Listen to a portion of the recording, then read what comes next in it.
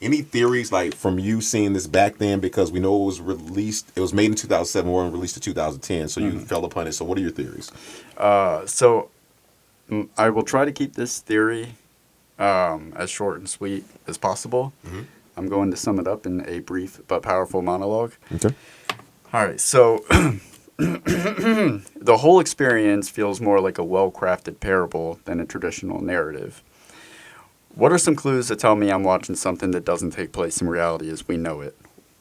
We know that diseases are not as punctual as the grave and vague disease that K. Roth has, and it's not possible for someone to be given the exact time of their death in advance unless, of course, that time was given to them by somebody that was about to murder them. Like, hey, you're about to die in 3 minutes. Minority Report. Yeah. We also know that the main characters in general are just kind of off. They're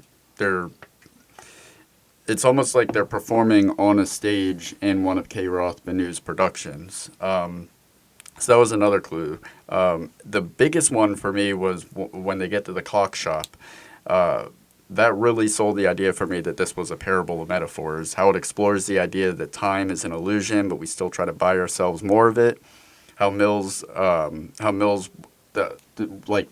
watch keeps breaking throughout the story, almost as if it's a representation of him wanting more time with K. Roth as his only friend.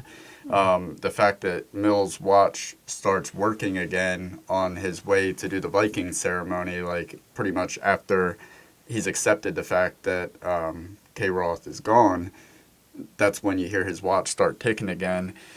So that felt very metaphoric. So if this is a parable, the purpose of a parable is to impart a message. So what is the message of the parable that is the living wake? I think it's a message about self-realization and the death of self. I think this becomes apparent in the final act, especially when K. Roth speaks to his father and finally experiences unbridled self-awareness, followed by acceptance for who he truly is. He spends the whole day, the entirety of the film, trying to gain acceptance in some form from every character he encounters, but in the end, he finds that he just needed to accept himself to find true contentment. Thoughts?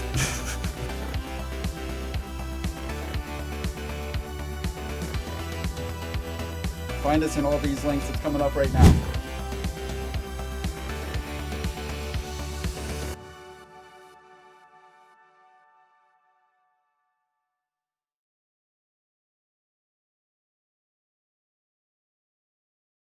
That's the trailer.